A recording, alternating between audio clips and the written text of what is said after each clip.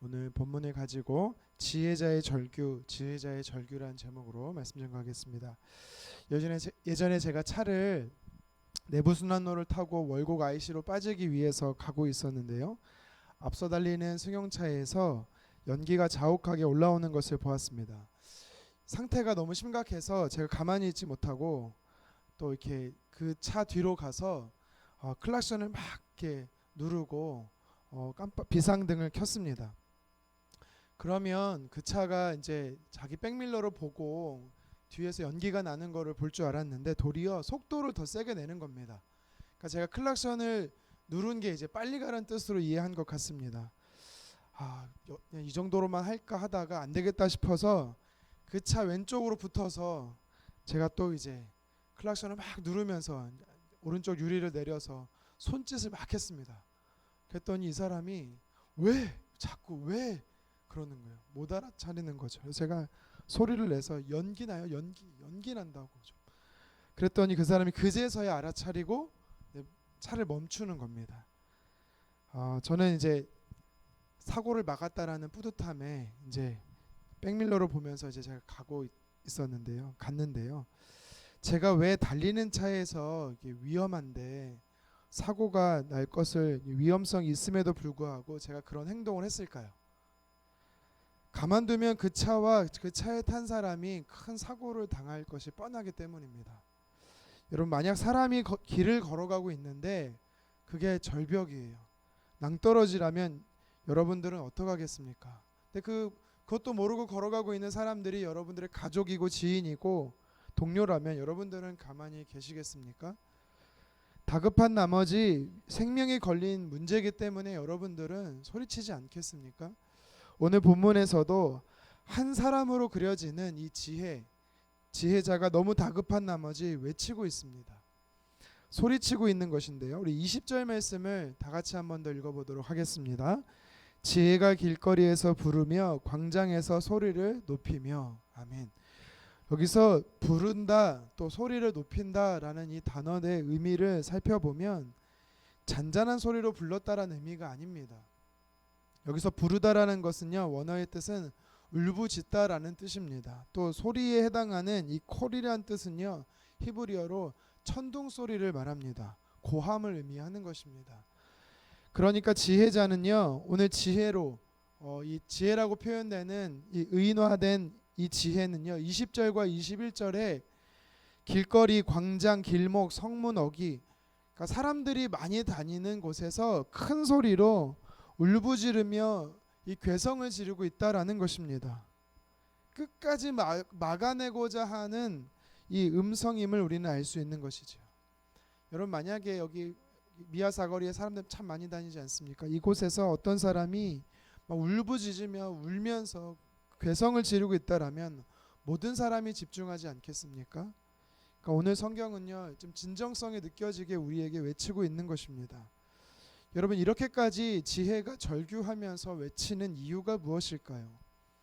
대부분의 사람들이 잘못된 길로 가고 있기 때문이다라고 오늘 성경은 이야기합니다.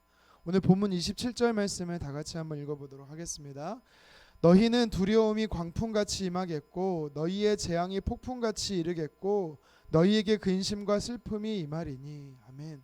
이거는요, 지혜자가 저주하는 것이 아닙니다. 지금 너희가 가고 있는 이 길의 끝이 결말이 이렇다라는 것을 이야기하고 있는 것이죠. 여러분, 우리가 예수님을 믿지 않고 죽음 이후의 끝이 무엇입니까? 우리 너무나 잘 알고 있지 않습니까? 지옥이다라는 거 너무나 잘 알고 있지 않습니까? 그래서 우리가 오늘도 쉬지 않고 우리 입술을 열어서 외치면서 복음을 전하는 이유가 여기 있지 않습니까? 너희가 내 말을 듣지 않고 그 길로 가면 그 끝이 결말이 예정된 수순이 바로 이렇다라고 오늘 지혜자가 얘기하는 것이죠. 26절의 하반절 말씀처럼 두려움이 너희 가운데 임하게 될 것이다 라고 말하는 것입니다. 반대로 지혜자의 외침을 듣고 돌이키는 자에게 어떤 일이 예정되어 있다라고 성경은 약속합니까? 33절 말씀 같이 읽겠습니다. 오직 내 말을 듣는 자는 평안히 살며 재앙의 두려움이 없이 안전하리라. 아멘. 여러분 믿음으로 고백합니다. 2020년도에 여러분들의 삶에 하나님께서 약속하신 평안이 가득하기를 주님의 이름으로 축원합니다. 자, 여러분 그렇다면 오늘 저와 여러분들이 집중해서 심각하게 들어야 하는 소리가 무엇인지, 절규하듯이 외치는 하나님의 음성이 무엇인지를 여러분 우리가 말씀 앞에 집중하기를 간절히 원합니다. 그것은 바로 회개하라라는 것이죠. 회개하라. 20절 상반절은 말합니다. 나의 책망을 듣고 돌이키라. 아멘. 여러분 돌이키다라는 것은 무슨 뜻입니까? 가던 길을 멈추는 것뿐만 아니라 멈추는 것에서 이제 180도 돌이켜서 반대로 돌아가라라는 것입니다. 다른 말로 하면 회개하라는 것이지요. 하나님의 뜻에서요 빗나가는 것이 성경은 죄다라고 말합니다. 관역이 있어요. 하나님의 뜻이라는 관역이 있는데 그 관역을 향해서 우리가 활을 쏩니다. 그런데 그것이 조금 빗나갔습니까? 아니 많이 빗나갔습니까? 조금 빗나가든 많이 빗나가든 상관없습니다. 빗나가면 그것이 하나님 뜻에 맞지 않은 죄다라고 성경은 우리에게 이야기하는 것입니다. 그래서 하나님 뜻에 맞춰서 하나님 관역 안에 우리가 그 활을 관역 안에 쏘는 것, 다시 말해 하나님 뜻에 맞추라라고, 돌이키라라고 오늘 성경은 회개하라라고 이야기하는 것이지요. 그것이 바로 오늘 지혜자가 지혜라는 단어를 통해서 우리에게 절규하듯이 외치고 있는, 부르짖고 있는 이야기입니다. 이 새벽에 나와 기도할 정도라면 사실 여러분들 신앙이 나쁘진 않을 거라고 저는 생각을 합니다. 그래서 이 아침에 또 무슨 회개인가라고 생각하실 수 있겠지만 성경은 우리에게 말하죠. 의인이 없나니 하나도 없다라고 이야기합니다. 또 요한계시록 2장에 보면 7교회 중에 에베소 교회를 예수님께서 많이 칭찬하십니다. 거짓 교사와 악을 행하는 가르침에 교회가 용납하지 않았음을 또 칭찬했고, 환난과 핍박 속에서 신앙을 견디며 인내한 것에 대해서 참 격려했습니다. 그런데 그런 교회를 향해서 예수님께서 계시록 2장 4절에도 말씀합니다. 그러나 너를 책망할 것이 있나니 너의 처음 사랑을 버렸느니라. 아멘. 주님은 지금 우리에게 잘못된 것이 무엇인지 책망할 것이 있음을 아신다라는 겁니다. 우리가 상대적으로 다른 사람보다 내가 믿음이 좋고 또 거룩하다라고 우리는 생각할 수 있을 것입니다. 하지만 하나님 앞에는 저와 여러분들은 부족함 있는 존재라는 것이지요. 여러분 악기는 연주하기 위해 꼭 조율이라는 작업을 해야 합니다. 기타라는 악기 같은 경우도 가만히 두면 장력에 의해서 그 줄이 늘어나 버립니다. 여러분 조율을 한다라는 것은 궤도를 수정한다라는 말도 됩니다. 저와 여러분들도 마찬가지입니다. 육체를 입고 있는 저와 여러분들은 이 땅을 살아가는 한 육체 안에 있다면 우리는요 조율하지 않으면 안 됩니다. 가만히 두면 우리는요 거룩할 것 같죠. 그렇지 않습니다. 육신의 몸을 입고 있는 우리는 가만히 두면, 말씀으로 조율하지 않고 가만히 두면 우리는 죄성이 있기 때문에 죄 가운데 계속해서 기울어지는 것입니다. 그래서 우리는요 말씀으로 균형 잡힌 삶을 살아야 되는 것입니다. 우리가 신앙의 연수를 자랑할 이유 없고 직분을 자랑할 이유가 없는 것입니다. 저와 여러분들은 모두 다 하나님 앞에 제각기 하나님 앞에 소리를 내는 악기와도 같은 존재입니다. 하나님께서 우리를 연주하기 위해서는요 오늘도 우리를 말씀으로 조율해 주셔야 되는 것이죠. 말씀이 바로 우리 삶의 튜닝기가 되는 것입니다. 우리는 생각에서나 말에서나 행동에서나 하나님 말씀에서 멀어졌다면 하나님의 말씀으로 조율하는 저와 여러분이 되어야 될 것입니다. 23절 하반절에 보면 우리가 하나님의 말씀으로 이렇게 돌이키고 말씀으로 기준 삼아 살게 되는 자들에게 주시는 약속이 있습니다. 우리 23절 말씀 보라라부터 같이 한번 읽어보겠습니다.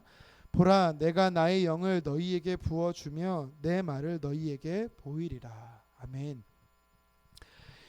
이 잠언 1장 이 1장부터 9장은요 솔로몬이 쓴 잠언이다라고 말합니다. 그러니까 이야기는 솔로몬이 살아 있을 때 그의 말년에 썼겠지만 그가 살아 있을 때 썼다라는 이야기죠. 그런데 여러분 참 놀라운 것이 뭐냐면